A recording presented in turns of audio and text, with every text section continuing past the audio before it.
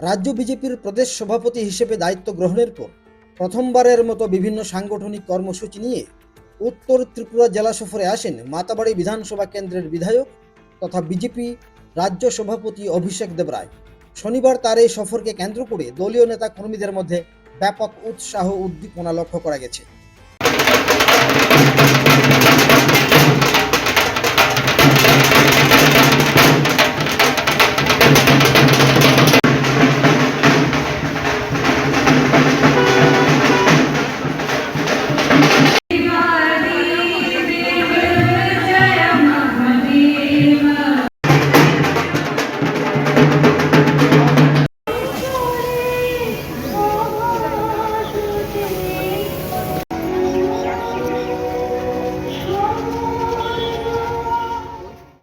ধর্মনগর পৌঁছে তিনি প্রথমেই টাউন কালীবাড়ি মন্দিরে গিয়ে মা কালীর পুজো ও প্রার্থনা করেন। মন্দিরে পুজো অর্চনা শেষে তিনি দলীয় নেতা কর্মীদের সঙ্গে শুভেচ্ছা বিনিময় করেন।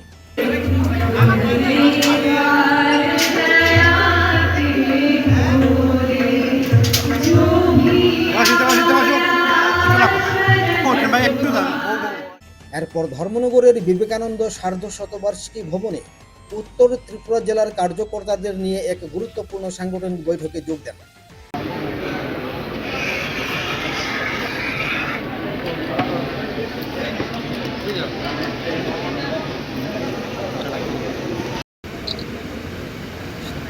শেষ আমরা এটা লই নাই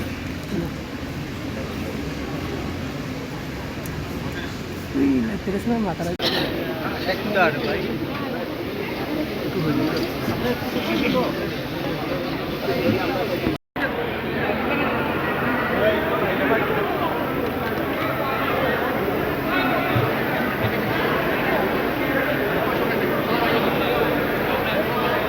আজকের এই অনুষ্ঠানে আমাদের সাংবাদিক ভাই বোনদেরকে আমি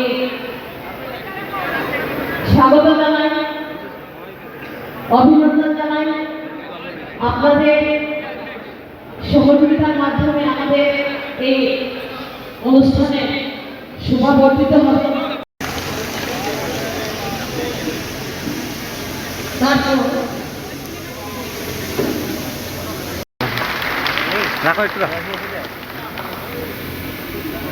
তুমুল করতালির মাধ্যমে আমরা এই হলঘর পরিপূর্ণ হতে চাই।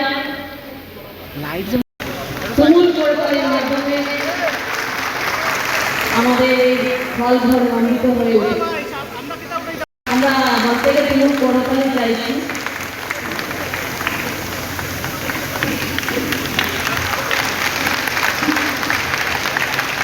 শিল্পী রংতুলিতে আমাদের প্রদেশ সভাপতি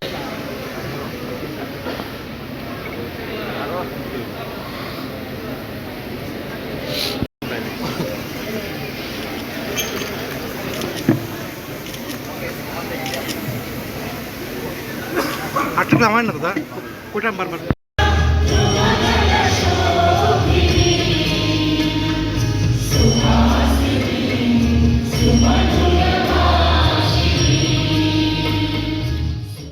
ওই বৈঠকে উপস্থিত ছিলেন বিজেপি উত্তর ত্রিপুরা জেলার সভাপতি কাজল কুমার দাস, বিধায়ক জহর চক্রবর্তী, পানিসাগর বিধানসভার বিধায়ক বিনয় ভূষণ দাস, বাগবাসা বিধানসভার বিধায়ক যাদব লাল নাথ, উত্তর ত্রিপুরা জেলা পরিষদের সভাধিপতি অপর্ণা নাথ, ওবিসি মোর্চার রাজ্য সভানেত্রী তথা যুবরাজনগর বিধানসভার প্রাক্তন বিধায়িকা মলিনা দেবনাথ সহ বিজেপির জেলা মণ্ডল ও বিভিন্ন মোর্চার পদাধিকারী এবং অসংখ্য কার্যকর্তাগণ।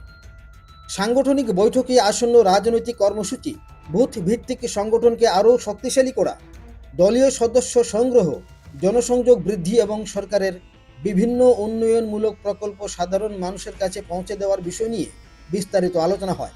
পাশাপাশি জেলার সাংগঠনিক পরিস্থিতি পর্যালোচনা করে আগামী দিনের কর্মপরিকল্পনাও নির্ধারণ করা হয়েছে। উত্তর ত্রিপুরায় প্রবাসে আমাদের তরুণ তুর্কি অত্যন্ত তৃণমূল স্তর থেকে যার সাংগঠনিক অভিজ্ঞতা, এমন একজন ব্যক্তিকে আমরা প্রদেশ সভাপতি হিসাবে পেয়েছি। বৈঠক শেষে সাংবাদিকদের মুখোমুখি হয়ে বিজেপির রাজ্য সভাপতি তথা বিধায়ক অভিষেক দেবরায় বলেন যে সংগঠনকে আরও সুসংহত ও শক্তিশালী করার লক্ষ্যে রাজ্যের প্রতিটি জেলায় ধারাবাহিকভাবে সাংগঠনিক সফর করা হচ্ছে। তিনি দাবি করেন যে রাজ্যের মানুষ বিজেপি সরকারের উন্নয়নের উপর আস্থা রেখেছেন এবং সেই আস্থার ভিত্তিতেই আগামী 2028 সালের ত্রিপুরা বিধানসভা নির্বাচনে ভারতীয় জনতা পার্টি বিপুল সংখ্যা গরিষ্ঠতা নিয়ে পুনরায় সরকার গঠন করবে। তিনি আরও বলেন যে দলের প্রত্যেক কর্মীকে মানুষের পাশে থেকে কাজ করার পাশাপাশি সরকারের উন্নয়নমূলক কর্মকাণ্ড সাধারণ মানুষের কাছে তুলে ধরার আহ্বান জানানো হয়েছে। হওয়ার পর ভারতীয় জনতা পার্টির যে আমাদের পার্টির সাংগঠনিক যে নিয়ম অনুসারে প্রত্যেকটা জেলাতে গিয়ে কার্যকর্তার সাথে আলোচনা করা, কথা বলা এবং সাংগঠনিক কী কী দিক নির্দেশনা আছে সেগুলো দেওয়া, এই সমস্ত বিষয় নিয়ে একটা ভিজিট থাকে। তো সভাপতি হওয়ার পর আজকে প্রথম সাংগঠনিক কাজে উত্তর ত্রিপুরা আমি এসেছি। তো এখানে সমস্ত কর্মীর সঙ্গে পরিষেবার মাধ্যমে মত বিনিময় হয়েছে। তারপর প্রতিটা মণ্ডলকে নিয়ে আলাদা করে বসা হবে, পুরনো কার্যকর্তা যারা তাদেরকে নিয়ে বসা হবে। তো বসার পর পুরো সিনপসিস বেরোবে যে আমাদের উত্তর ত্রিপুরা জেলার কোন পজিশনে আছে। তারপর যদি কোনো কারেক্টিভ মেজার নিতে হয় সেগুলো আমাদের রণকৌশল তৈরি হবে এবং অ্যাকর্ডিংলি কাজ করতে হবে। আর আমাদের ভারতীয় জনতা পার্টিতেও 24/7 আমরা সংগঠন আমরা করি এবং সংগঠনের সঙ্গে যুক্ত থাকি, মানুষের পাশে থাকি, আমাদের সেবার মাধ্যমে সংগঠন আমরা করে থাকি। তো এখানে আমাদের যেটা রুটিন কাজ সেটাই আমাদের হচ্ছে, সেগুলোকে জাস্ট লুক আফটার করা, কীভাবে কী হচ্ছে সেগুলো দেখা এবং আগামী দিন কীভাবে আরও বেশি পরিমাণে জনসমর্থন নিয়ে আমাদের প্রার্থীরা যেন জয়যুক্ত হতে পারে তার জন্য রূপরেখা এখন থেকে আমরা তৈরি করার জন্য মাঠে নেমে পড়েছি। জেলার সাংগঠনিক কর্মকাণ্ডকে আরও গতিশীল করার লক্ষ্যে ওই সফর গুরুত্বপূর্ণ বলে দলীয় নেতৃত্বের অভিমত।